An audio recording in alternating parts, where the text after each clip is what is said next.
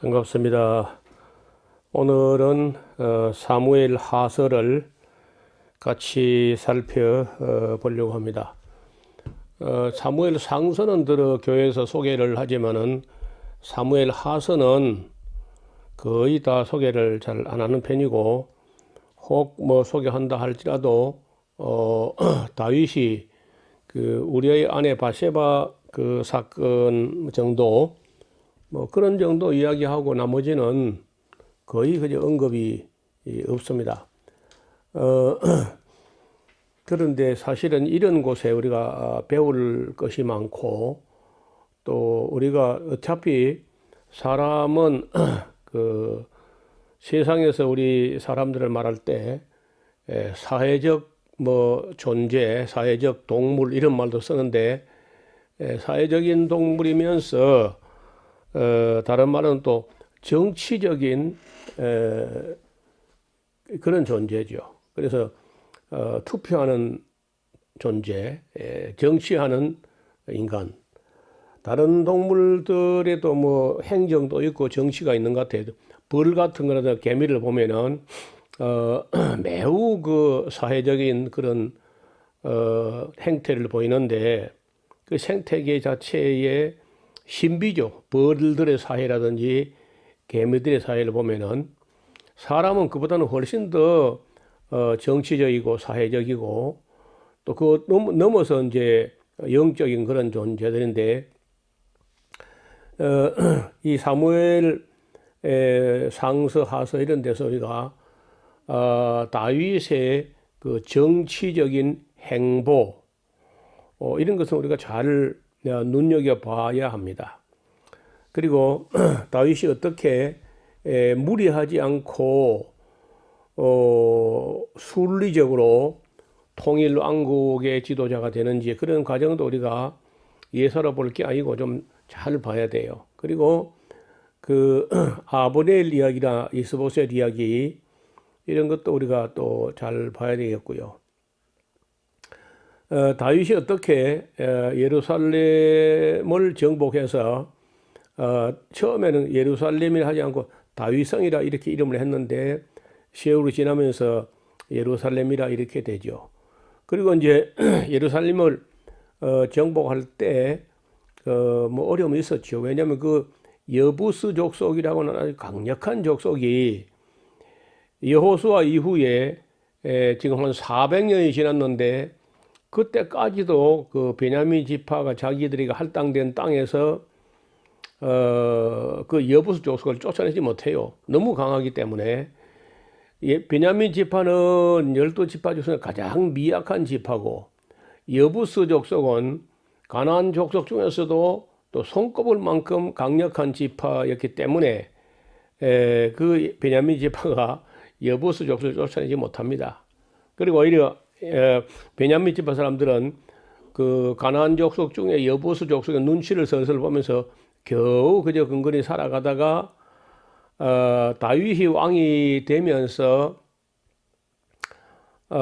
사울 왕이 베냐민 지파 출신이라도 그 예루살렘에 여부스 족속을 쫓아내지 못했는데, 다윗이 유다 지파지만은 그 베냐민 지파가 끝내 쫓아내지 못하고 어려웠던 그 여부스 족속을 예루살렘에 쫓아내므로써 베냐민 지파가 유다 지파하고 이렇게 연합이 돼가지고 나중에 보면은 그 두 지파가 남왕국을 이루게 되죠.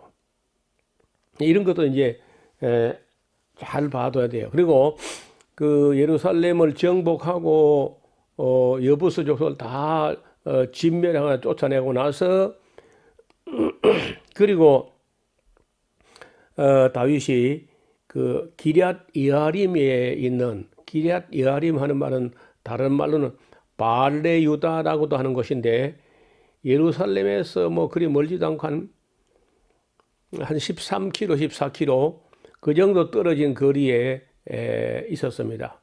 거기서 그건 뭐 한 아마 20년 넘어 있었을 거예요. 그런 언약궤를 사울 왕은 한 번도 모셔오려고 생각을 안 해봤는데, 그 다윗이 역시 그 참 거기 있는 여호와의 법궤를 예루살렘으로 모셔와야 되겠다. 그 뭐 유명한 사건이죠. 그 다음에 이제 그러고 나서 다윗이 아주 승승장구합니다. 뭐 주변에 대부분의 그 민족들을 다 정복하고 그 다윗과 솔로몬 시대에 그 이스라엘 땅이 가장 아마 많이 확장되어서 주변 모든 나라들이 조공을 바치고 그 정도로 막강했다고요. 그러나 이제 그렇게 하다가 언제나 뭐 전쟁하고 뭐 위험하고 어렵고 할 때는 사람이 깨어 있고 기도하고 조심하고 하는데 모든 대적이 다 사라지고 났다 하니까 조금 그 다윗이 약간 안일한 생각을 하는 순간에 그 유명한 그 우리의 아내 바세바 사건이 터지게 되죠. 자, 이게 참 끔찍한 일인데 어떻든 그로 인해서 다윗 왕실이 아주 휘청하게 됩니다. 뭐 까다가면 그 길로 다윗이 아주 거덜날 뻔했죠. 그래도 나단 같은 그런 서서히 시퍼런 하나님의 예언자가 있어서 다윗의 집이 아주 끼우뚱하고 휘청했지만은 겨우 또 자세를 바로잡아 서게 합니다. 그리고 나서 이제 그 후에 역사가는 우리아의 아내 바세바 사건이 있은 후에 기록한 역사가의 필지에 이런 말이 있어요. 그 후에 이 일이 있으니라 하고 다윗 집안에 심상치 않은 일들이 자꾸 일어납니다. 뭐 가령 다윗의 큰 아들 암논이라는 녀석이 자기 배다른 공주 다말을 연애해가지고 상사병이 나가지고 밥을 안 먹고 들어누워 있는 거예요. 그래서 결국은 그 공주를 이제 강간하게 되고 또 그 소식을 들었던 그 다말의 한 배에서 난 오라버니 압살롬이 그 얘기를 듣고 너희야 시방은 가만히 있거라 해놓고 자기 배 뭐 양털 깎는 날에 왕자들 다 초청한답시고 잔치를 벌여놓고는 가병들에게 내가 신호를 하거든 압살롬을 암논을 쳐주게라. 이렇게 해가지고 그 잔치한답시고 왕자들 다 초청해놓고 그 자리에서 압살롬이 신호를 하니까 그 집안에 가병들이 나가지고 칼로 암논 다윗의 장자를 쳐 죽이는 그런 일이 벌어지죠. 그리고 나서 압살롬은 자기 형님을 칼로 쳐 죽였기 때문에 아버지 다윗을 볼 낯이 없으니까 도망을 가요. 그술 자기 그 외가 쪽으로. 거기 가서 3년쯤 있다가 예루살렘 돌아와서 자기 아버지에게 칼을 들고 덤비는 압살롬의 반역이 일어납니다. 역사가는 이 사무엘 하서를 기록한 역사가는 역시 그 모든 일들을 우리아의 아내 바세바 사건이 있은 후에 그 후에 이 일이 있으니라 하면서 이런 그 다윗 집안에 불어닥치는 큰 그 불행의 회오리를 기술하고 있습니다. 그리고 마침내 압살롬의 나는 평정됐지만은 그 압살롬은 죽었잖아요. 다윗은 그 군대장관 요압에게 그 소년 압살롬을 너그러이 대하라. 뭐 전쟁이 났으니까 전쟁은 하긴 하되 죽이지는 말라고 아마 했던 것 같아요. 그래서 그만큼 부탁을 했는데 이 요압이라는 군대 장관도 참 거북한 사람이라. 다윗이 그런 부탁했거나 말았거나 그냥 자기 멋대로 압살롬을 죽여버립니다. 그리고 나서 또 다윗이 인구 조사를 해가지고 끔찍한 일이 벌어지는 그런 일까지 이제 가면서 다윗이 늙어서 이제는 이불을 덮어도 따뜻하지 않게 됐다. 여러분 우리나라 사람들은 참 감사해야 될 게 조상들에게 온돌이라는 이 특이한 기술이 진작부터 개발돼 가지고 겨울 돼도 뭐 거의 도시에 살아도 아파트까지라도 온돌 방식으로 떳떳하게 어떻든 뭐 공기는 차가워도 이불 밑에 들어가면 뜨뜻하게 이렇게 하는 그런 문화권에 사니까 그 좀 다른 문제지만은 그 이런 게 우리나라밖에 없거든. 딴 나라에서는 온도라는 건 거의 상상을 못 해요. 내가 한 번은 5월 달에 모스크바에 갔는데 그 뭐 정식 호텔도 아니고 이제 학교가 마련한 그런 숙소기 때문에 그렇긴 해요. 근데 5월 달인데 눈이 벌벌 와요. 그리고 팬 소리는 뭐 대단히 시끄러운데 따뜻한 바람은 안 나오고 오히려 찬바람이 막 불어닥치는 것 같아요. 그 가서 한 열흘 지나는데 어떻게 그 한국 생각이 나는지요. 그 온돌방 생각이 그렇게 간절하더라고. 그 우리나라 사람들하고 달리 다른 모든 나라 사람들은 온돌이 아니고 사람의 체온을 가지고 그 이불 밑을 떼워 가지고 따뜻하게 이렇게 하고 이제 아니면 뭐 난로 같은 걸 가지고 공기를 데워 놓지만 공기는 다 더워진 공기는 위로 떠버리고 바닥은 늘 찼거든요. 그러니까 나이가 들고 혈액순환이 잘 안 되면요, 뭐 이불을 덮어도 따뜻하지 않은 거죠. 그래서 수냄 여자 아비삭이라는 그 처녀를 다윗의 이불 밑에 넣어줬는데 그야말로 뭐 바이오 스토브죠, 바이오 스토브. 그러나 다윗이 손도 대지 않았다, 뭐 그런 얘기가 나옵니다. 그래서 사무엘 하서는 전체적으로 다윗의 통치 기간을 거의 상세하게 다루고 있는 편입니다. 그런데 그 사무엘 하서 같은 걸 알보면은 왕이 잘한 것만 늘어서 칭찬하는 그런 식으로 쓰지 않았어요. 잘한 거는 잘한 걸로, 또 잘못한 것은 뭐 서서히 시퍼렇게 잘못된 건 잘못된 걸로 아주 정론직필을 씁니다. 그래서 성경의 가치가 있는 거죠. 사실대로 썼기 때문에. 잘한 것은 잘한 걸로, 잘못한 것은 뭐 다윗이 했든지 누가 했든지 간에 잘못된 건 잘못된 걸로, 솔로몬이라도 뭐 잘못된 건 잘못된 것이다, 이렇게 정직하게 기록했다는 거예요. 그리고 이제 후세대에 이런 기록이 남아가지고 오고 오는 세대의 모든 사람들이 이 역사서를 읽어가지고 본받을 만한 것은, 잘한 것은 열심히 본받고 잘못된 것은 우리 자신을 돌아보도록 그렇게 역사서를 쓴 거거든요.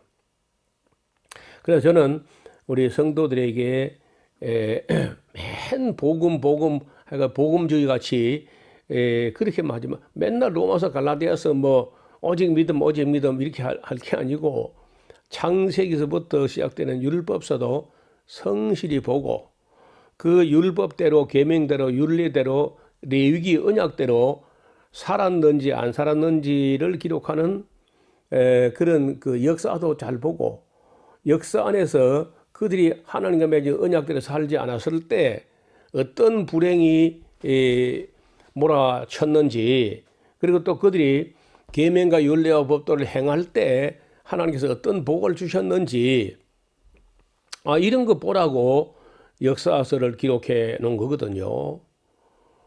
그런데 이 역사나 이런 것을 예언서나 가장 기본이 율법서를 알아야 돼요. 오경을 제대로 공부한 사람이라야 역사서를 이야기할 수 있고, 역사서를 제대로 또 이해한 사람이라야 예언서를 이야기할 수 있어요. 그래서 율법을 알면 역사서가 보이고 역사서를 알면 예언서가 보여요. 이 전체를 다 알아야 시가서를 읽을 수 있어요. 그래서 사실은 시가서를 맨 나중에 해야 돼요. 어려우니까. 율법도 모르고 역사도 모르고 예언서도 모르면요, 시가서를 알 길이 없습니다. 무슨 말인지. 특히 시편 같은 경우는 그 역사를 모르면 그 시를 쓴 다윗 자신이 알지 남은 알기 어려워요. 그런데 율법을 알고 역사를 알고 예언서를 알고 나면은 다윗이 왜 그런 노래를 했는지, 그런 신학 그런 기도나 강구가 왜 나왔는지 이런 것도 이제 어렴풋이 알게 됩니다. 이래서 이렇게 해서 이제 우리가 구약 성경을 그런 대로 원만하게 정리한 후에라야 복음서가 보여요. 이 복음서와 함께 구약을 다 그 통달한 후에 바울 서신이라든지 기타 신약의 서신서가 보이고 이 모든 것을 다 정리한 후에라야 요한계시록도 보이고 천년왕국도 보이고 내세론도 보이고 하나님도 보이게 되고 사람이 보이게 되고 악령의 세계도 또 보이게 된다는 거예요. 그래서 언제나 가장 기초는 오경이라는 걸 잊지 말아야 돼요. 오경. 지금 뭐 우리가 좀 빠르게 가는 강좌 형식이기 때문에 오경을 세밀하게 한 건 아닙니다. 간단하게 그저 큰 틀에서 이렇게 큰 흐름을 보게 한 건데 제가 그 영상 올려놓은 것 중에 대하설교라는 영상이 있습니다. 유튜브 안에 그 대하설교를 창세기부터 차근차근 보면서 성경을 요절만 보고 잘 된다 복 준다 그런 구절 보고 이렇게 하면 안 되고 한 권 한 권 창세기 한 권 출애굽기 또 한 권 레위기를 한 권 전체로 그리고 민수기 신명기 이렇게 해서 오경 전체를 다 공부한 후에야 우리가 역사서를 공부할 수 있고 또 역사서를 공부한 후에 역사와 함께 이제 좀 이따 우리가 열왕기 하서 쭉 가게 되면요 역사서와 함께 그 역사 현장에 나타나는 예언자들이 그때 그 시대 배경이 어떠했으며 그런 배경 하에서 예언자가 어떤 심정으로 무슨 메시지를 남겼는지 이런 걸 이해돼야만 예언자의 심정도 이해할 수 있고 또 그 예언자를 보내는 하나님의 심정까지 이해할 수 있다는 겁니다. 이제 저와 함께 구약 성경을 이렇게 그 해석하고 나가면은 여러분 뭐 신학교 가지 않아도 신구약 66권을 거의 원만하게 이해할 수 있습니다.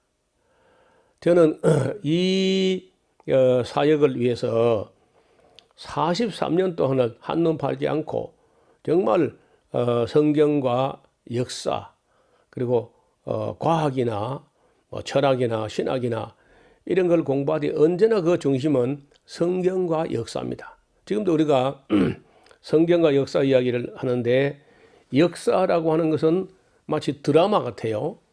그리고 성경은 그 드라마의 대본되는 시나리오죠. 연출자는 하나님이시고 그래서 성경이라고 하는 시나리오를 잘 알아야만 역사라는 드라마가 보인다는 거예요. 이렇게 해서 이런 역사가 연출되는 그 모든 목적이 뭐냐? 그것은 창세 전부터 하나님께서 예정하신 일들이 이루어져가는 과정이 역사라는 거예요.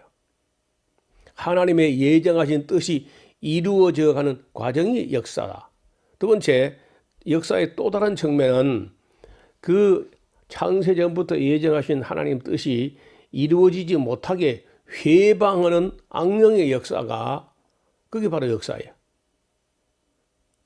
그래서 얼마나 그 악령들이 이 사탄이 자기 사람들하고 함께 집요하게 해방을 하는지 하나님 뜻이라도 굉장히 어렵게 이루어져 가요. 그래도 하나님 예정하신 뜻은 어렵긴 하지만은 또 반드시 이루어진다는 것도 사실이야.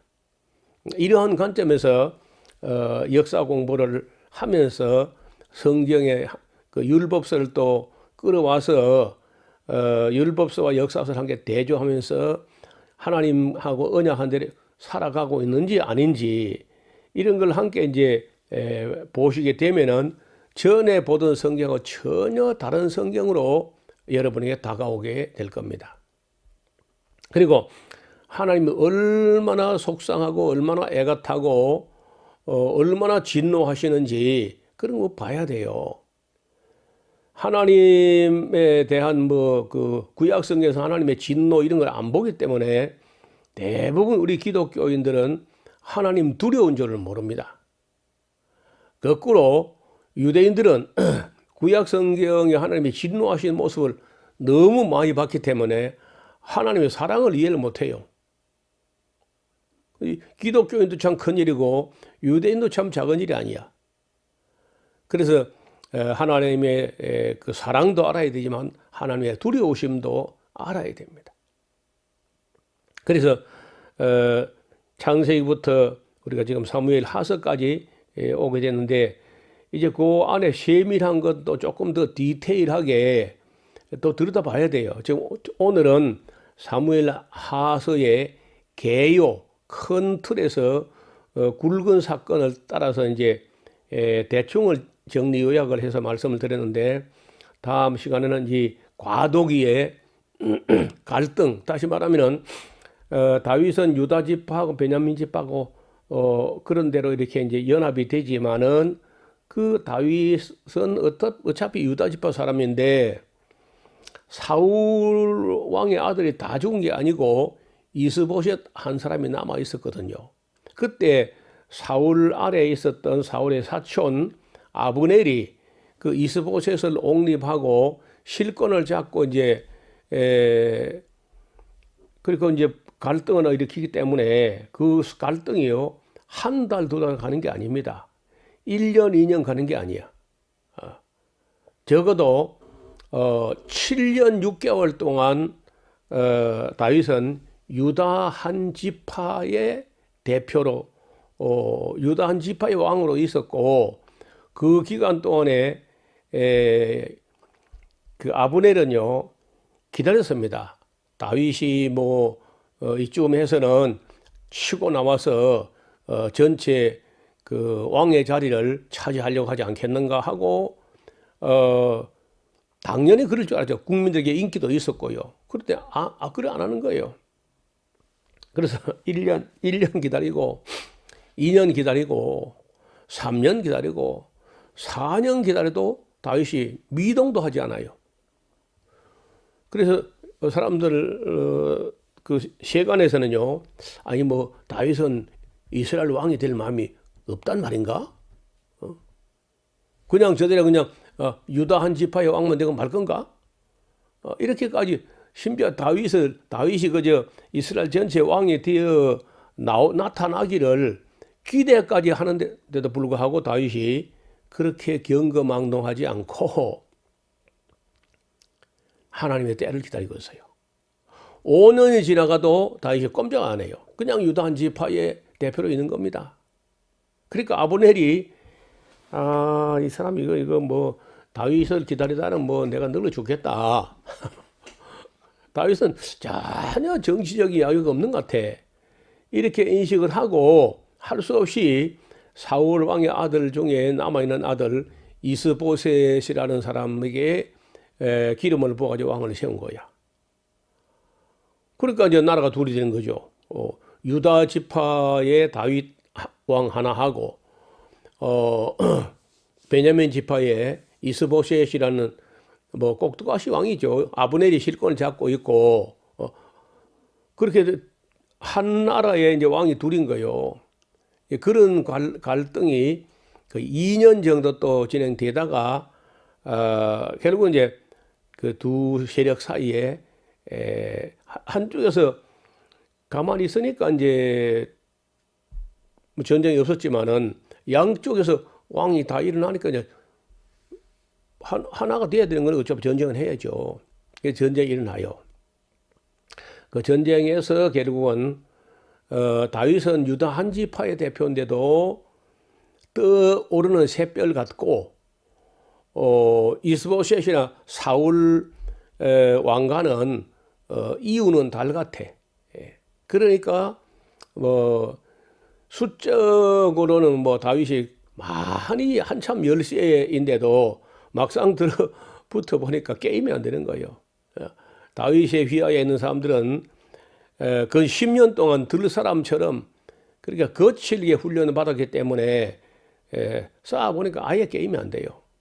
그래서 결국은 이제 통일 왕국의 왕이 되는데 그런 이야기 그 아주 세밀한 이야기는 따로 다음 시간에 시간 내어 가지고 우리가 과도기의 갈등과 세력 다툼 그리고 다윗이 어떻게 통일 왕국을 만드는지 하는 것을 같이 나누도록 하겠습니다. 오늘 여기까지만 말씀드리고 인사드립니다. 감사합니다.